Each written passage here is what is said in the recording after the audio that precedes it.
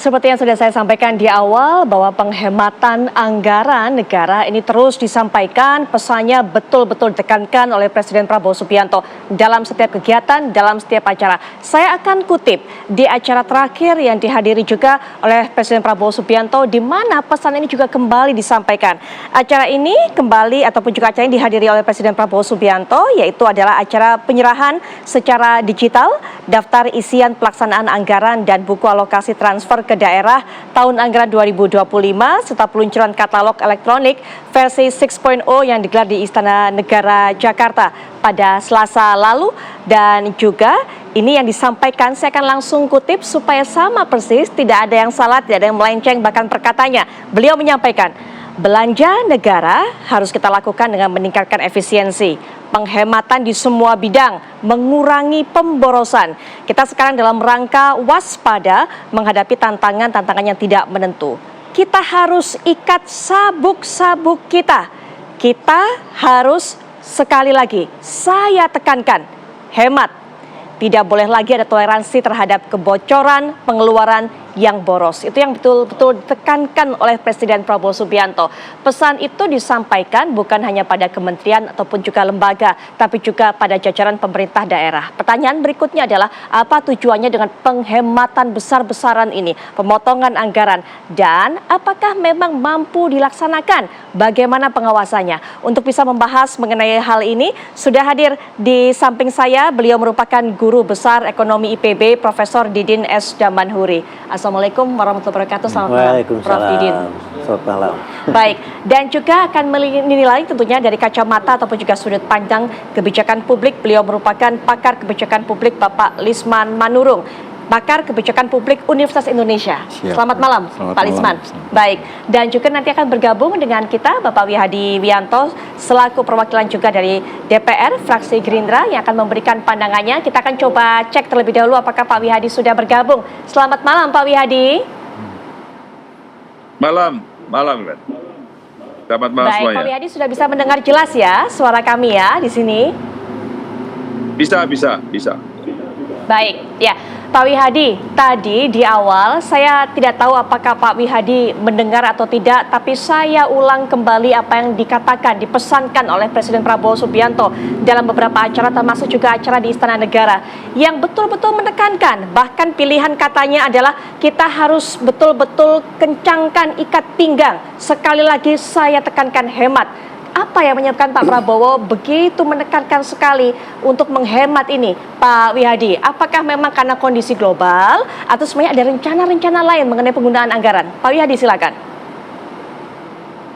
Jadi begini, dari awal Pak Prabowo sudah menyatakan bahwa APBN kita ini ada inefisiensi sekitar 30%. Nah, kemudian didukung oleh kondisi ekonomi global dan juga banyaknya program kerja yang harus dibuat pada saat nanti, maka benar-benar harus efektif sehingga apa yang saat ini mungkin dilihat 30% itu, pemborosan 30% itu dapat diperkecil atau bahkan hilang dari pemborosan itu.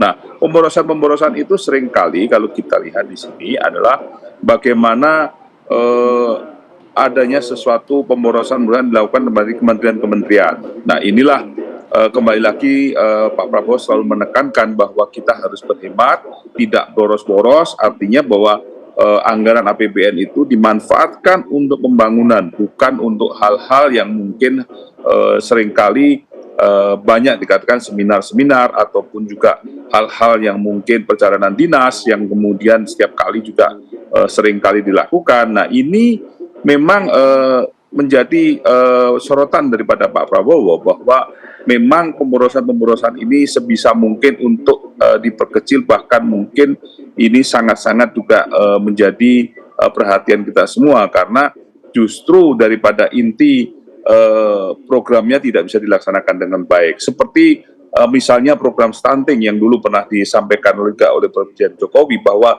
anggaran program stunting itu hanya dipakai untuk seminar-seminar dan pertemuan-pertemuan, tidak untuk melakukan pemberantasan stunting dan dengan aksi-aksi di lapangan. Nah, inilah salah satu hal salah satu hal contoh yang pemborosan itu yang memang harus dihemat, dan untuk yang namanya pembangunan itu program-program yang dilakukan oleh Pak Prabowo yang kita tahu bahwa program-program itu adalah untuk kepentingan rakyat. Baik, Pak Wihadi, bisa jelaskan juga kepada kita sebenarnya selama ini dinilai oleh Pak Prabowo Subianto ini sejauh mana kebocorannya, seberapa besar sampai Pak Prabowo ini concern betul. Karena kalau kita tahu seminar yang tadi dikatakan perjalanan dinas itu juga merupakan agenda penting yang harapannya juga akan ada feedback positif untuk pemerintahan kita. Tapi kalau tadi sampai mengetahui kejadian di lapangan, anggaran yang harusnya ini digunakan untuk mengatasi masalah stunting, tapi malah digunakan untuk hal seperti itu, kebocorannya sampai seberapa besar sebenarnya Pak Wihadi? Ya, yang dikatakan Pak Prabowo bahwa 30% daripada APBN kita itu adalah tidak efektif, atau ada pemborosan sekitar 30%. Nah, ini 30% itu angka yang cukup tinggi kalau kita lihat dari postur anggaran kita, dan ini saya kira dengan 30% itu bisa membuat satu program yang sangat-sangat berguna bagi rakyat. Nah, Pak Prabowo melihat bahwa memang betul perjalanan dinas maupun seminar itu bukannya tidak mungkin dan bukannya tidak perlu, tetapi itu perlu mungkin diefektifkan, dan juga perlu yang namanya perjalanan dinas maupun seminar itu yang benar-benar bermanfaat dan benar-benar memberikan manfaat. Jadi kita melihat bahwa di sini anggaran yang 30% ini yang Pak Prabowo katakan bahwa ada pemborosan, mungkin bisa dikurangi dan juga mungkin diefektifkan lebih jauh lagi, sehingga yang namanya APBN ini benar-benar berguna untuk pembangunan dan benar-benar sesuai dengan peruntukannya, dan ini adalah merupakan sesuatu hal yang sangat-sangat diharapkan oleh masyarakat kita. Baik Pak Wihadi, kita sudah paket angkanya Prof. Pak Lisman, sampai 30% kebocoran digunakan untuk hal-hal yang tidak efektif, bukan menyalahi aturan, tapi tujuannya itu tidak untuk masyarakat, tidak bawa manfaat. Bagaimana melihat ini Prof? Ya, kalau saya malahan setelah 30% itu kan sebenarnya benchmark waktu zaman Orde Baru itu, dari Profesor Sumitro dan ICOR Analysis namanya. Incremental Capital Output Ratio. Bocornya itu 30%. Oke. Dalam penelitian saya malahan ini naik di era reformasi. Oke. Mendekati 40%. Mendekati 40%. Ya. Ini sampai era kemarin atau hanya era setelah reformasi? Iya, terutama 10 tahun terakhir lah. 10 tahun terakhir, Ya. baik. Saya ada mahasiswa yang saya bimbing lah. Ya. Nah, jadi sebenarnya kompleks yang disebut kebocoran itu. Ada yang tidak efektif, kayak tadi contoh-contoh dari Pak Wihadi, tapi ada juga yang memang pihak internal maupun eksternal memanfaatkan APBN untuk penyimpangan. Contohnya, Walaupun itu bisa dikatakanlah waktu BPK atau BPKP misalnya itu formalnya seperti tidak ada penyimpangan gitu. Oke. Nah, jadi artinya mengelabui sistem.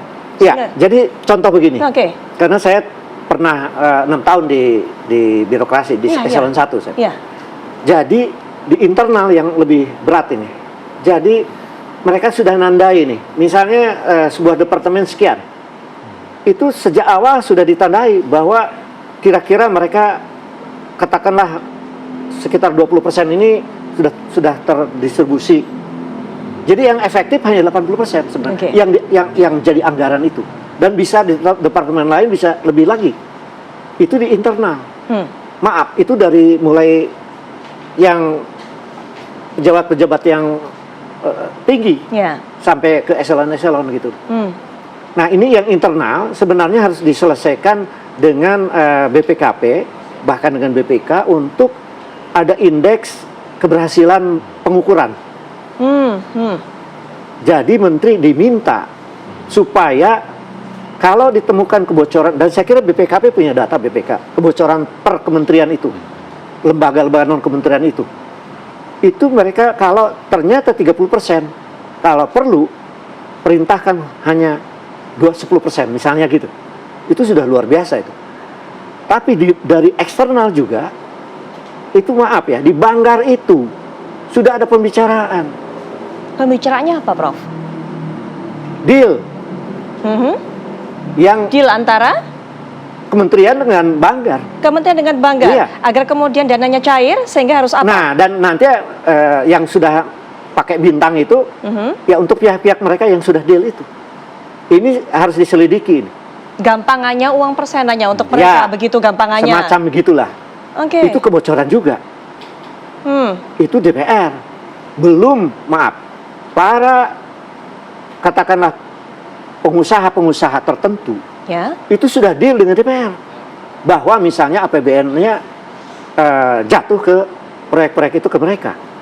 Jadi agak berbagai modus di mana kebocoran itu tidak semata-mata katakanlah tidak efektif. Itu bahasa saya itu tidak efektif tadi. Oke. Itu. Misalnya tadi dipakai seminar yang berlebihan, Ya, perjalanan yang berlebihan. Itu internal. Internal. Tapi ada faktor eksternal yang Plus ternyata yang internal yang lain, yang dibintangin tadi. ya. Jadi masing-masing sudah memperoleh jatah Ada jatahnya. di Itu kementerian-kementerian itu. ada hubungannya juga dengan bangga Itu DPR. internal. Ya. Ini yang menurut saya kebocoran lebih serius. Oke, baik. Nah, yang eksternal, Eksternal. dua jalur. Satu, deal antara orang banggar dengan kementerian dan non-kementerian. Plus pengusaha-pengusaha yang sudah menandai bahwa proyeknya itu jatuh ke dia. Baik. Itu adalah deal dengan juga banggar. Pihak-pihak yang di legislatif lah. Oke. Dan itu terjadi juga di daerah-daerah. Baik, tingkat provinsi, begitu kan? Kemudian Sampai tingkat ke kota, tingkat kabupaten. 2 juga. Baik, kita punya dapatkan catatan dari Prof. Langsung saja diberikan tanggapan oleh Pak Wihadi. Silakan Pak Wihadi, karena ada sangkut pautnya tadi masalah banggar DPR, kemudian juga kebocoran tadi. Ternyata ada hubungannya juga dengan pihak eksternal, non pemerintah ataupun juga non DPR tadi. Silakan, Pak Wihadi. Jadi begini ya. Jadi begini. Halo? Ya, silakan Pak Wihadi teruskan. Kami mendengar. Iya. Iya. Nah, jadi begini, yang dimaksud itu apa yang disampaikan oleh Prof tadi adalah bagaimana proses daripada anggaran. Sejauh yang kami tahu bahwa proses anggaran di DPR itu dengan rapat-rapat itu sudah jelas bahwa apa yang disampaikan oleh proses daripada anggaran itu, misalnya itu proses daripada biaya belanja modal, belanja barang, terus kemudian belanja pegawai. Nah ini ketidakefektifan ini kan 30% itu kan menjadi sesuatu hal yang terjadi. Kalau saya sampaikan tadi, banyak yang memang program-program yang tidak berjalan dengan baik, tetapi anggarannya ada. Nah ini semuanya memang dibahas di dalam anggaran di DPR, dan kami sebagai legislatif itu memang membahas daripada anggaran itu dengan eksekutif itu sangat transparan. Setiap kementerian kemudian mengajukan juga anggaran-anggarannya dan sesuai dengan peruntukannya. Dan perlu diketahui bahwa DPR itu sudah tidak masuk kepada satuan 3, jadi sudah tidak sampai kepada bentuk daripada pekerjaannya, tetapi hanya gelondongan. Itu yang sudah kita tahu, itu keputusan MK. Jadi mungkin apa yang dikatakan Prof itu adalah mungkin pada saat keputusan MK itu belum ada. Tetapi sekarang ini kita sudah tidak lagi berhubungan dengan hal-hal seperti itu. Kita hanya berbicara mengenai masalah anggaran itu adalah gelondongan dengan kementerian, dan juga peruntukan daripada mata anggarannya itu jelas belanja modal, belanja pegawai, dan belanja barang. Nah ini Pak Prabowo melihat juga bahwa kebocoran itu yang dinyatakan 30% itu adalah secara global semuanya, bahwa ada ketidakefektifan daripada penggunaan daripada anggaran itu. Ini kita bicara tidak efektif penggunaan daripada anggaran itu. Jadi saya kira itu yang perlu kita perjelas, bahwa sejak dari keputusan MK kita ini tidak lagi membahas satuan 3 sudahan gitu. Jadi kita hanya gelondongannya saja.